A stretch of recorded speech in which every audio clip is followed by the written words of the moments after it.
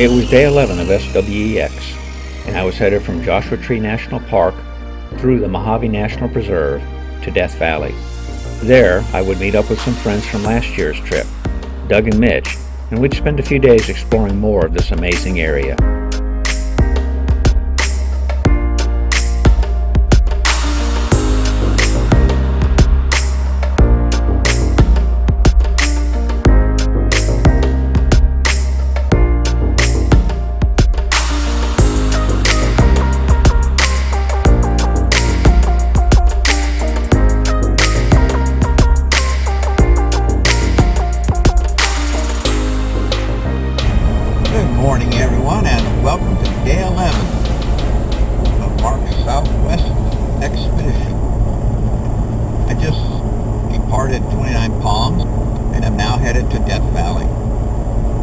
Today I'll be passing through the Mojave National Preserve, so I'll stop and shoot a little video.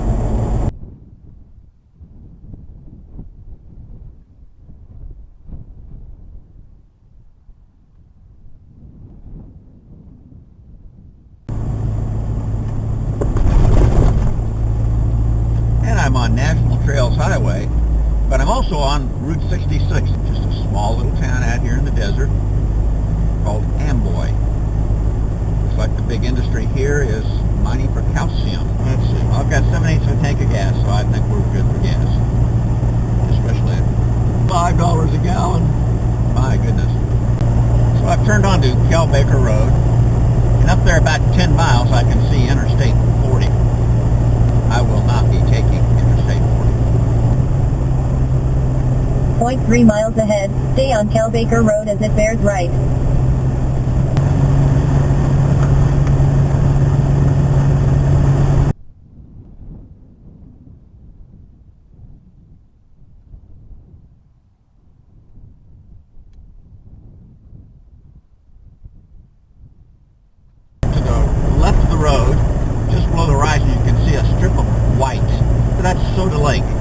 On the Mojave Trail. It's a dry lake bed that's famous for swallowing vehicles. Just in front of that, you can see some sand dunes, and those would be Kelso Dunes. So I'm going to turn on Kelso Dunes Road here.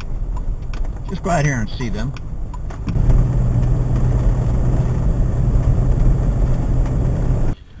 This is the Kelso Dune Field. They're about 600 feet high and cover about 45 square miles. Leaving Kelso Dunes area, pretty much the activity that we would enjoy doing there, if we were to do anything, would be hiking up to the top of one of the dunes. This is the Kelso train station. Union Pacific had planned to raise the building, but the National Park Service, with encouragement from the public, saved it as their visitor center. This train station came into being because the SEMA grade required helper engines for trains to get up. Well, I see that my GPS is calling us 127 North, Death Valley Road. So I guess that it changed names at Kelso. I received an email from Doug a little while ago. They're not able to cross Donner Pass. Donner Pass is change required. They have change for the truck they're driving, but they don't have change for the trailer, and California state law requires chains on all wheels on the ground. So they're taking the long way to Death Valley to add a little bit of time to their travel.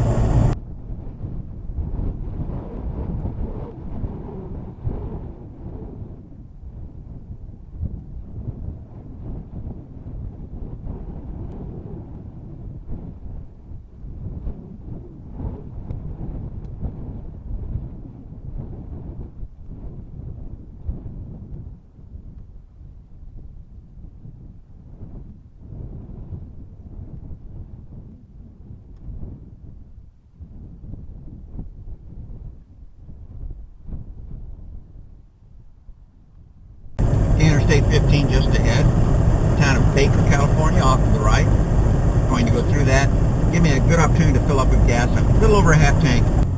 I'm leaving the town of Baker and I'm gassed up. $3.50 a gallon. Just a dry lake with no water.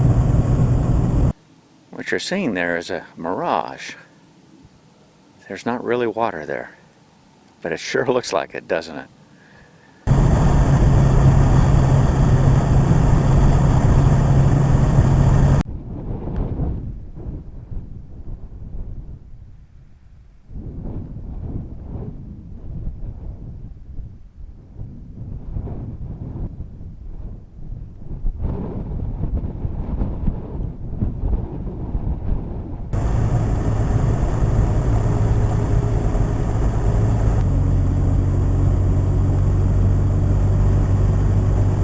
The Badwater, the southern access into the park is open. Last time I was here, this route was closed. The advantage of this route is it will get me into the park more quickly, way down to the southern end of the park. The disadvantage is it's going to take a little bit longer to get to Furnace Creek. And there is Death Valley. Nice view up the valley.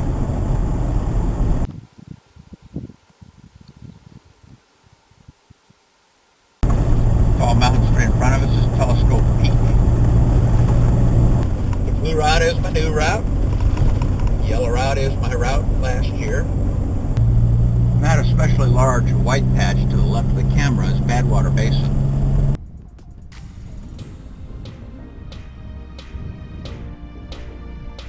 The sunset was spectacular. Mitch and Doug would arrive shortly afterward.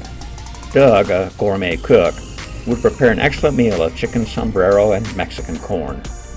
Because of their later than planned arrival, we decided the next day to not stray too far. We visited the visitor center, the Borax Museum outdoor displays, the main museum being close to remodeling, and the store at Furnace Creek.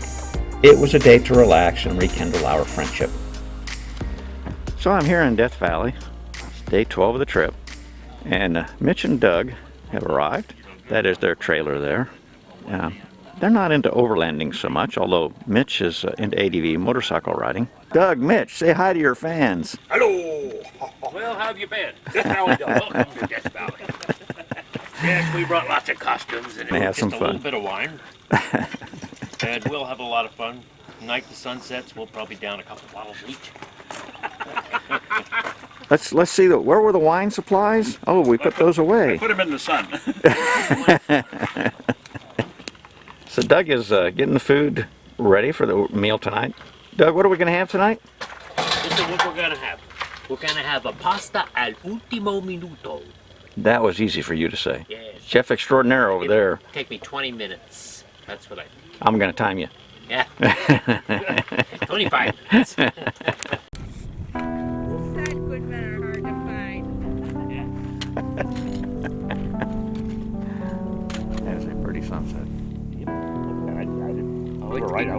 Better all the time. It's for life that I totally respect and appreciate. You're doing something. How cool is that?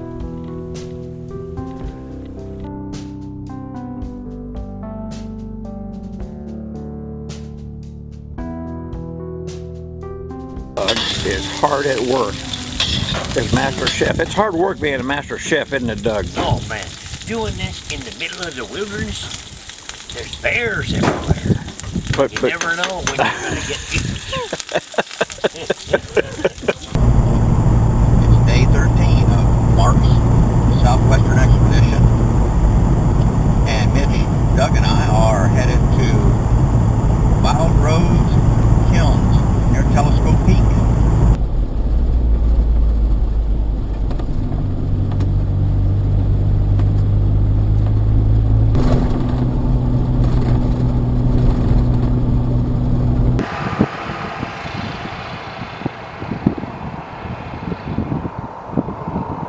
That's quite a view down there. Wow.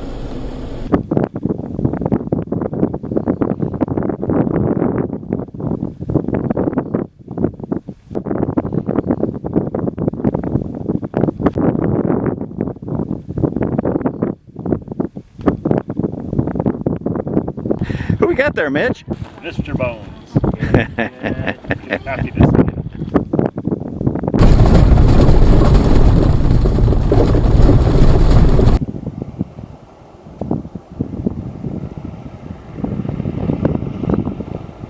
Mitch, what's going on? Looks like we are losing some antifreeze there, Captain. Yeah, this is really a mess over here, huh? Mitch comes prepared here. Mitch's truck was blowing out antifreeze. We can't figure out exactly where, but he's fortunately carrying a gallon of 50/50 Dexcool. And there are the charcoal kilns right ahead of us here. These are the charcoal kilns. They're pretty cool.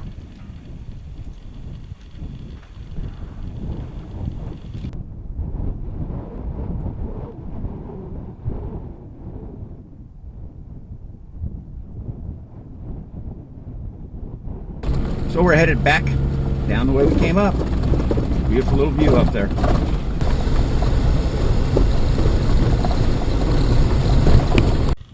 That line up the hill there is the Skidoo pipeline. It was used to bring water to the mill.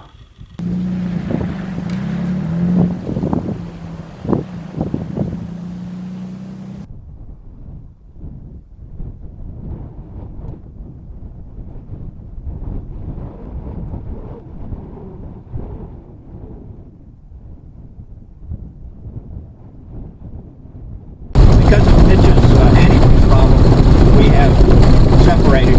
Doug and I are headed out here to Aguereberry Point. Did you touch my map? No, I didn't touch it. I got ready to, and I decided I didn't want to screw it up. My, oh my, oh my, look at that. It's making me nervous. I've got pucker marks on your seat. Oh, whoa. I'll stick to this side. Okay, 2 hands on the wheel. I got 2 hands on the wheel. That's good. Oh, wow. Wow. Oh my goodness.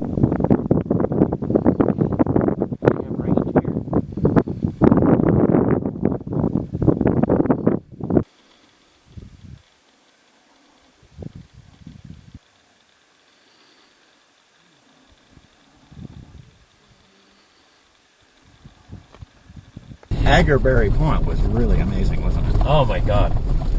I can't believe how beautiful that was. Yeah, it was incredible. It needs to be on everybody's list to get up here. I think it's probably a little better than Dante's Point, which in itself is amazing.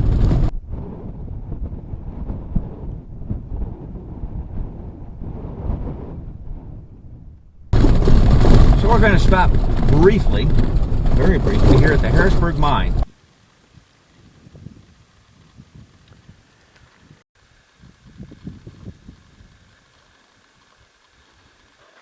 Who does that belong to? Bonnie and Clyde. It looks like it, doesn't it?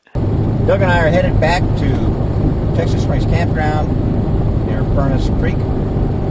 Had a great side trip up at the Aguereberry Point and to the Eureka Mine. What is that up on the road? Oh, stop. You see him? Hold on. See something? See, yeah, bighorn sheep. Oh, yeah. Okay, there's a couple of, I believe, desert bighorns out here. Gonna get the other camera out, see if I can't get a telephoto on them.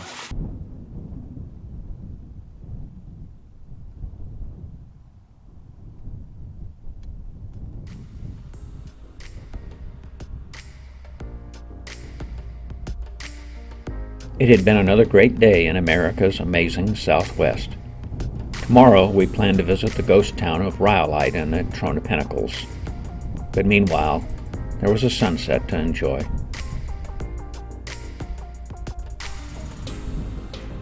There's 9 million reasons not to come. Just getting out doing it.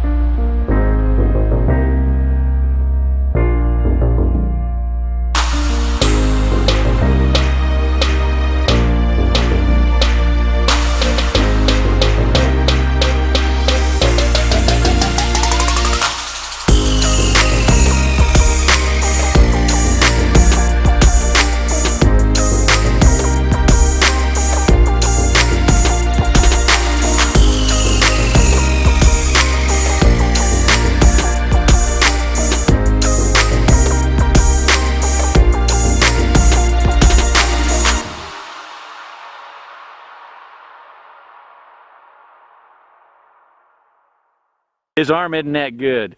Yeah. Uh-oh. Close.